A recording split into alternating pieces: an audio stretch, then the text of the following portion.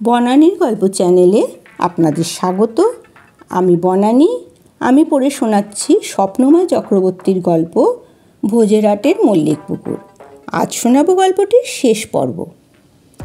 সর্পরাজা এবং ব্যাঙ নেতার কথাবার্তা এইরকম: বেঙ্গামিন কুলো, নমস্কার সর্পবাহাদুর, সর্পশ্রেষ্ঠ, সর্পশ্রী ঢোরা মহারাজ। আমি একটি অনুরোধ নিয়ে আপনার শরণাপন্ন হয়েছি। হা করলেন কেন স্যার? মুখ বন্ধ করুন, ভয় করে। হ্যাঁ, যা বলছিলাম, আমার বক্তব্য পেশ করার আগে আপনাদের পূর্ব গরিমার কথা স্মরণ করিয়ে দিতে চাই। ঢোরা জাতি বীরের জাতি ছিল।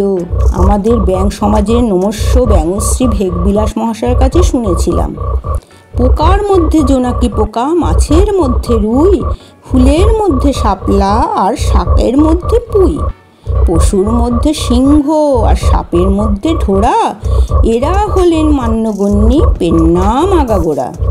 ঢোরাকে সবাই ভয় করত।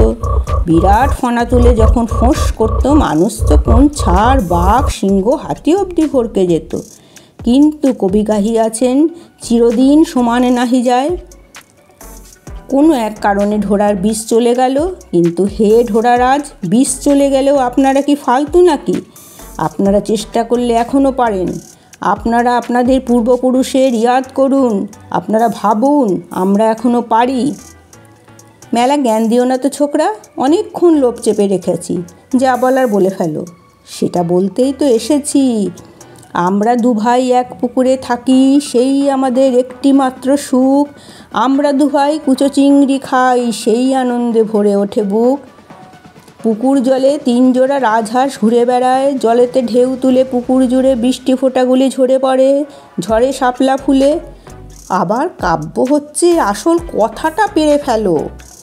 এই পুকুর, এই সুখ, এই আনন্দ আর রইবে না গো সর্প মহারাজ। আমাদের সবাইকে পুকুর ছাড়া হতে হবে। বললেই হলো, কে করবে পুকুর ছাড়া? কচ্ছপটা সে এরকম একটা অলক্ষণের কথা বলে গেল সেই দিন। তুমিও তো দেখছি সেই কথাই কইছ। কি বলবে বিস্তারিত বলো তো। ঢোরা রাজা, শুনতে যদি চাও, সব কথা বলছি তোমায়, হিংসা ভুলে যাও। ব্যাঙেদের দিকে লোভের দৃষ্টিতে না তাকিয়ে বন্ধুর দৃষ্টিতে তাকাও। তাকালাম। তাহলে বলছি, তোমাদের ফুল কোঅপারেশন, মানে পূর্ণ সহযোগিতা চাই। ওকে, ডান। দেখা গেল ঢোরারা সব প্রাণায়াম করছে এক কোণে জড়ো হয়ে। ভোরবেলা আর সন্ধেবেলা পুকুরে সব ঢোরারা ফোঁস ফোঁস করছে। ঢোরারা ব্যায়ামও করছে, ফনা তোলার ব্যায়াম। ঢোরাদের মধ্যে একজন তরুণ তুর্কি নেতা তৈরি হয়ে গেছে। সে যেন ঢোরাদের ড্রিল স্যার, ও কমান্ড দিচ্ছে, কুণ্ডলি পাকাও, অমনি সবাই কুণ্ডলি পাকিয়ে যাচ্ছে। আবার বলছে সিধা হও, অমনি সবাই সোজা হয়ে যাচ্ছে। কমান্ড দিচ্ছে আসমান চড়ো, অমনি সবাই মাটিতে দেহের নিচের দিকটায় ভর দিয়ে মাথা সমেত উপরের শরীরটা উপরের দিকে, মানে আকাশ পানে ওঠাচ্ছে। সাপ ফনা তোলার আগে যেটা করে। অনেক চেষ্টা করে শরীরের কিছুটা খাড়া করতে পারে যদিও, কিন্তু মাথাটা চ্যাপ্টা করতে পারে না। যখন বিষ ছিল তখন ফনা তুলতে পারত, কিন্তু বিষ হারিয়ে প্রজন্মের পর প্রজন্ম কেটে গেছে।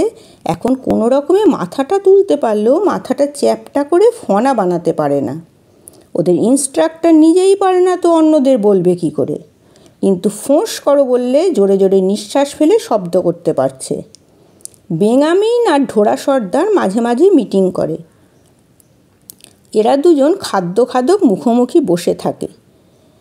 এই দুনিয়ায় ভাই সবই হয়। কচু পাতার প্লেটে 2-4টে ক্যাড়া কেন্ন কেঁচো রাখা আছে, ওই টুকটাক মুখ চালাচ্ছে। সর্পবাহিনী, ভেগ বাহিনী কত দূর এগিয়েছে তা নিয়ে আলোচনা হয়। কচ্ছপও আসে মাঝে মাঝে। ওসব খোলা থেকে মুখটা বের করে, হুঁ সব ঠিক বলে মুখটা ঢুকিয়ে নেয়। জলে তো অন্য অনেক প্রাণী আছে, মাছ, জলের পোকা, এরা কি করবে? বাঁচান বাঁচি, মারেন মারি। পুকুরটা বোঝানো হলে ব্যাঙ, কচ্ছপ, সাপ এরা হয়তো কেউ অন্য জলাশয়ে যেতে পারতে পারে, কিন্তু মাছেরা পারবে না। সাপ এবং ব্যাঙ আজ সবার কথাই ভাবছে। আহা আনন্দ, এখনই তো আকাশ থেকে পুষ্পবৃষ্টি হওয়া উচিত। একটু দূরে পিচ রাস্তায় লরি দাঁড়িয়ে আছে, আর 20-25 জন মজুর মাথায় ঝুড়ি করে মাটি ফেলছে। পুকুর পাড়ে কয়েকজন ভদ্রলোক দাঁড়িয়ে আছে। মল্লিকদের লোকজন তো আছেই। এছাড়া পাঞ্জাবি পায়জামা জহরকোট পরা এক ভুঁড়িওয়ালা একটা লোকও আছে। চোখে নীল চশমা পরা একটা গাট্টা গোট্টা লোকও আছে। ব্যাঙগুলো করলো কি লম্বা লম্বা লম্ফ দিতে লাগলো। একটা ব্যাঙ করলো কি সোজা জহরকোট পরা লোকটার কাঁধে। লোকটা একই জ্বালা, পালা বলে সরিয়ে দিতে আরেকটা ব্যাঙ লোকটার মাথায়। মল্লিক বাড়ির লোকগুলোর গায়েও ঝাঁপাতে লাগলো। একটা দুটো নয়, পুরো ব্যাঙ বাহিনী। বেঙামিন কুচো একটা বড় সড়ো কচু পাতার উপরে বসে নির্দেশ দিতে লাগলো। জহরকোট হঠাৎ এ মা ছি ছি এ কী করে উঠল, আমার গায়ে ব্যাঙ হিসি করে দিয়েছে, আমি আর এখানে থাকবো না। মল্লিক বাড়ির লোকজন বলল, ব্যাঙের এত সাহস হয়ে গেছে জানতাম না তো, বড্ড জ্বালাতন করছে। মাটি ফেলার শ্রমিকদের বলল, তোরা মাটি ফেলতে থাক, আমরা ঘরে যাচ্ছি, একদম ফাঁকি দিবি না, 7 দিনের মধ্যে কাজ শেষ করে দিতে হবে। এবার ঢোড়া বাহিনীর খেলা শুরু হলো। ঢোড়াগুলো মাটি ফেলা মজুরদের সামনে গিয়ে আসমান চড়ো ব্যায়ামটা করছে, মানে মাথাটা ওপরের দিকে তুলছে আর ফোঁস ফোঁস করছে। শ্রমিকরা ভয় পেয়ে গেল। ওদের একজন সর্দার থাকে, তাকে গিয়ে বলল, খুব সাপের উপদ্রব, খাবার জন্য কামাই, প্রাণ গেলে খাবোটা কি? সর্দার বলল, সাপগুলো তো ঢোড়া, ওদের কি বিষ হয় নাকি যে তোদের প্রাণ যাবে? কাজ করতে থাক। আর তক্ষুনি একটা ঢোড়া সর্দারের সামনে ফোঁস করে উঠল। সর্দার ওরে বাবারে বলে 2 পা পিছনে যেতে কুটুস করে কামড়ে দিল। সর্দারের পা থেকে রক্ত বেরোতে লাগলো। সর্দার ভয়েই অজ্ঞান হয়ে গেল। মল্লিকবাবুদের কাছে খবর গেল। মল্লিকবাবুরা বলল, ভ্যানে চাপিয়ে তাড়াতাড়ি হাসপাতালে নিয়ে যা। ছোট হাসপাতালে ছোট ডাক্তার বলল, ভর্তি হয়ে থাকুক, দেখি কেমন থাকে, এখন তো কোনো ভয়ের কিছু দেখছি না। একদিন কাজ বন্ধ থাকার পরই আবার কাজ শুরু হলো। এবার ব্যাঙ বাহিনীর চেয়ে ঢোড়া বাহিনীর অ্যাকশন বেশি হতে লাগলো। একবার এর দিকে তেড়ে যায়, আবার অন্য কারুর দিকে তেড়ে যায়। জহরকোট শ্রমিকদের বলল, দাঁড়িয়ে দেখছিস কি রে, লাঠি বাটা করতে পারছিস না সাপগুলোকে? লাঠি রাখাতে একটা ঢোড়া জখম হয়। তখন অন্য একটি ঢোড়া তেড়ে গিয়ে জহরকোটের পায়ে কামড়ানোর চেষ্টা করে, কিন্তু জহরকোটের পায়ে স্নিকার জুতো ছিল।